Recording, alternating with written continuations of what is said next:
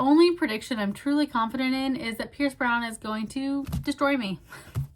He's gonna ruin my life. 5 months ago, I picked up the Red Rising Saga because everyone on Book Talk wouldn't stop talking about it. Today, I finished every published book in the series, and somehow the first book is my lowest rated, while the fifth book might be my favorite book of all time. So here's my ranking of the series, my Lightbringer review, and why I'm terrified of Red God. Red Rising, 3 stars. Golden Sun, 4 stars. Morning Star, 4.5 stars. Iron Gold, 5 stars, maybe even a 6-star read for me. And I know Iron Gold is controversial. A lot of people it's one of their lowest rated. Apparently, I'm an Iron Gold defender because I thought this book was fucking brilliant. Dark Age, 6 fucking stars. Lightbringer, 5 stars. Let's chat series rankings. Number 6 for me, my least favorite book, is Red Rising, the first book. Now, this book was actually pretty good. I had some concerns about the direction of Darrow's character and some concerns about certain themes in this book and how Pierce was going to tackle them throughout the rest of the series. I was a little reserved. I decided that I would tentatively proceed with the rest of the series on a book-by-book basis. I did enjoy the chaos of the Institute. It was insanity.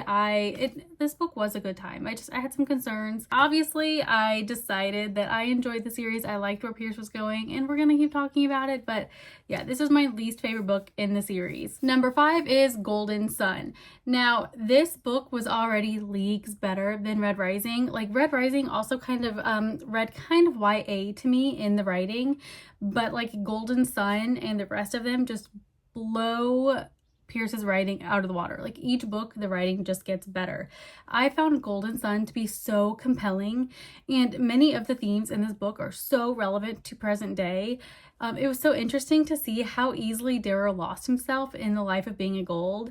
And I'm not saying that Darrow forgot his mission or was drinking the Kool-Aid, but I will say that he was sipping the Kool-Aid and it shows. And honestly, I don't really blame him. There's no handbook for how undergoing surgery to alter your body from a red to a gold.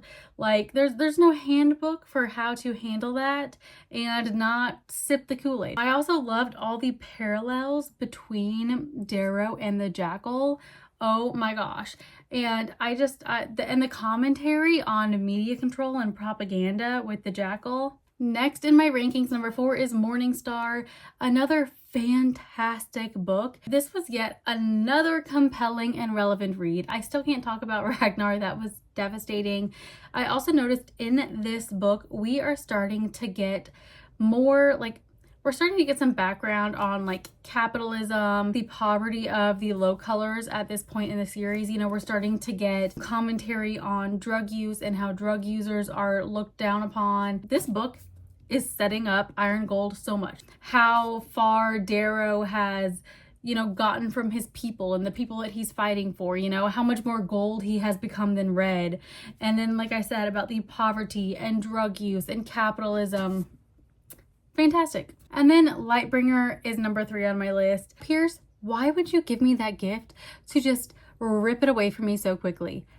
Lightbringer is yet another fantastic read by Pierce Brown, and it was not as emotionally devastating as Dark Age, but there were moments, okay? There were definitely things in this book that that broke my heart.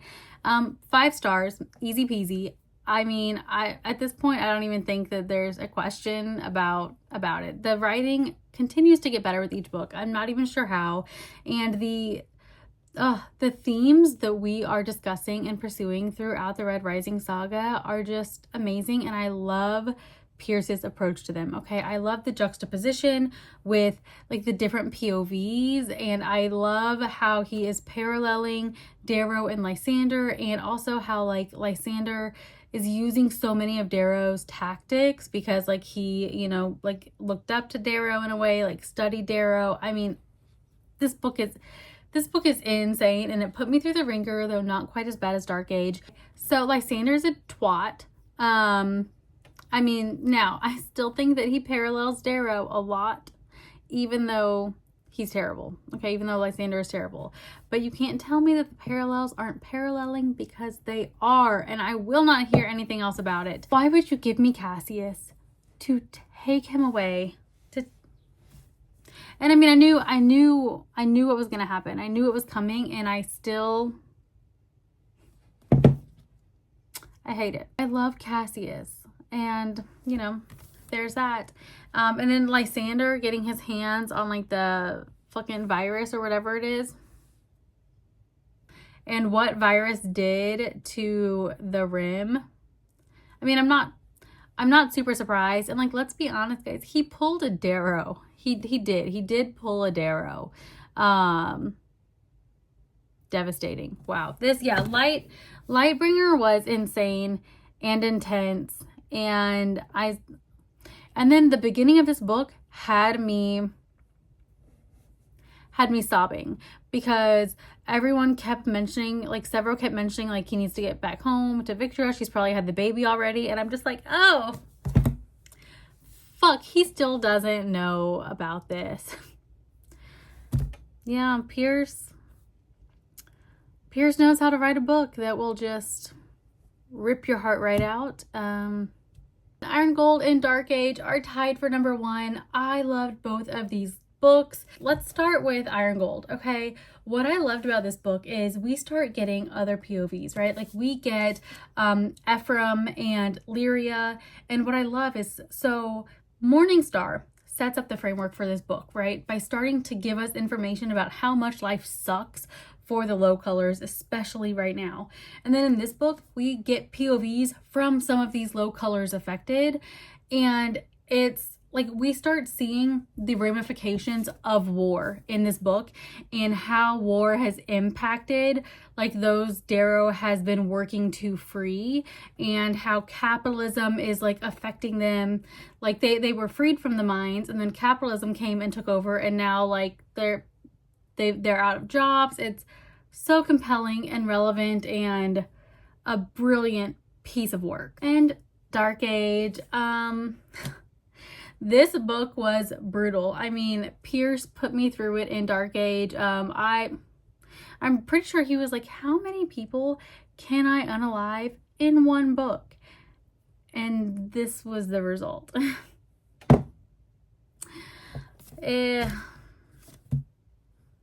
And it was fantastic. It was so good. It was so well written, so emotionally impactful. And again, we are seeing the nitty gritty of war, right? Not just like the fun, exciting, like battle stuff. No, this is like the horrors of war, and how, you know, in times of war and in a society like this where we have, you know, all the eugenics and everything going on in this world, when people start to lose like their like sense of humanity and what makes a person human,